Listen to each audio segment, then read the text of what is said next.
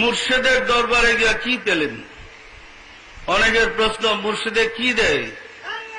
জগতের মানুষ যা দিতে পারে না তাই মুর্শিদ মুরিদকে দেওয়া থাকে। জগতের মানুষ কাউকে ইমানদার বানাইতে পারে না, কিন্তু মুর্শিদ ইমানদার বানায়। হাদিস শরীফে বর্ণিত হয়েছে, মৃত্যুর সময়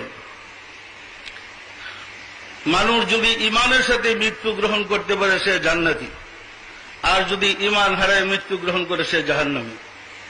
আমরা দেখতে পাই অধিকাংশ মানুষ মৃত্যুর সময় জবান বন্ধ হয়ে যায়, বেহুশ হয়ে যায়, এবং ছেলেপুলেরা কাছে বসে আব্বা আব্বা ডাকলে সে জবাব দিতে পারে না। পারে?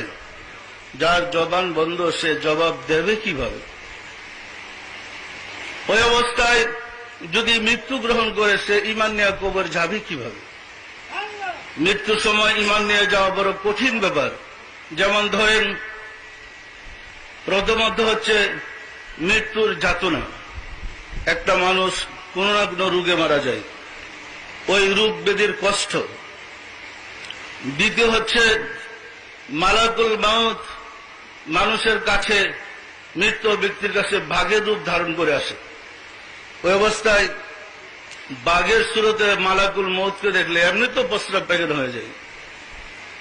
তৃতীয় হচ্ছে ছেলে মেয়ে পরিবার পরিজন সবাইকে ছেড়ে, ধন সম্পদ সবাইকে ছেড়ে খালি হাতে আমি যাইতেছি, সেই কষ্ট।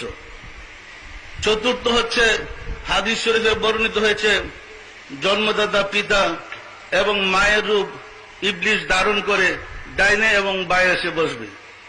আসলে কিন্তু ইবলিস পিতামাতা নয়। এসে পিতার রূপে ইবলিস বলবে, বাবা তোমার আল্লাহ একের বিষয়ে তুমি বলো।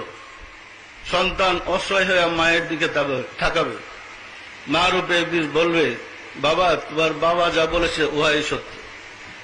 সন্তান বেহুশ হয়ে মানে অঝর ডালে চোখের পানি ছেড়ে দিয়ে কাঁদবে, আর উহাই স্বীকার করবে। তাহলে এই চারটা করুণ অবস্থায় একজন মানুষের পক্ষে ইমান নিয়ে কবর যাবে কি সহজ? কি বলেন, সহজ? কিন্তু আপনি যদি কোনো কামেল ওলি আল্লাহর সহবতে থাকেন, খাঁটি ওলি আল্লাহর সংসর্গে থাকেন, আপনার ওই কঠিন বিপদের সময় মুর্শিদের সামনে গিয়ে হাজির হবে এবং আপনাকে ইমানের সাথে পার করে দেবেন। এই পথ ছাড়া ইমান নিয়ে কবর যাওয়ার কোনো ব্যবস্থা নেই।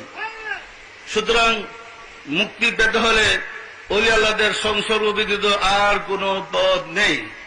অতীতে যারা মুক্তি পেয়েছে ওলি আল্লাহর গোলামি করেই মুক্তি পেয়েছে।